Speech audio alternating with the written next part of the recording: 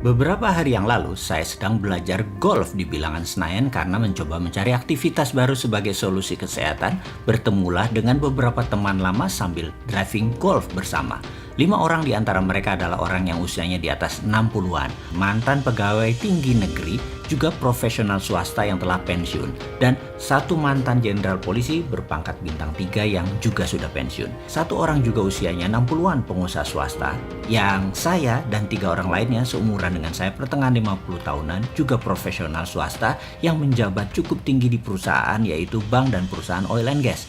Di tengah-tengah driving memukul golf sampai akhir sesi golf istirahat sambil ngobrol di coffee shop, temanya tetap mendiskusikan hal yang sama, yaitu apakah menjadi pegawai atau versus pengusaha, mana yang lebih baik jalan hidupnya. Kita bicarakan bukan pengusaha papan atas yang hanya 0,01% dari populasi. Bukan mendiskusikan juga profesional direksi perusahaan multinasional. Juga bukan pejabat papan atas di negara seperti menteri atau dirjen, gubernur. Bukan.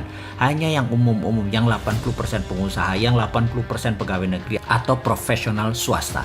Sebagai catatan, pegawai negeri dan profesional swasta masa kerja mereka tidak lebih 60 tahunan, di mana pengusaha tidak ada yang namanya pensiun. Yang menarik adalah penampilan fisik mereka pada usia matang tersebut, di mana ini adalah yang komentar mereka sendiri, yang ngakak-ngakak mereka sendiri dan menyetujuinya.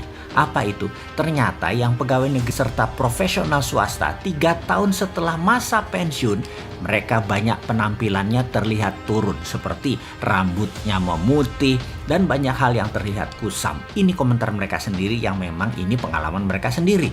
Yang pengusaha usianya sama namun belum pensiun, tetap segar, necis, bersemangat, auranya masih kinclong. Walau bukan pengusaha papan atas, oligarki, jago ngutang atau jago mempengaruhi pejabat siapapun di eranya, bukan. Mereka tetap saja kinclong. Dan yang menarik adalah yang profesional pensiun, juga pegawai negeri pensiun. Namun mereka berhasil menyisihkan uang kerja mereka untuk menabung dan berinvestasi.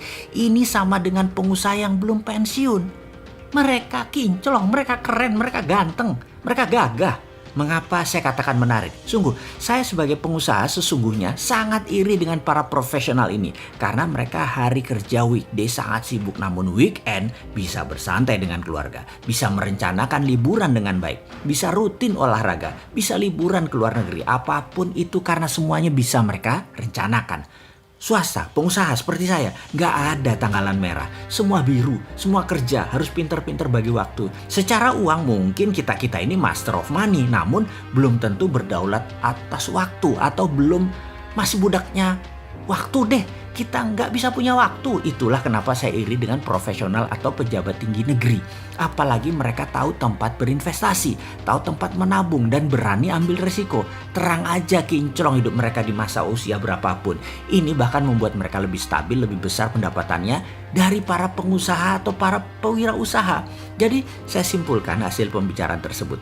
Menabung adalah kebiasaan yang dibangun sejak lama, rajin dan disiplin. Seperti beli tanah, deposito, simpan emas adalah yang terbaik.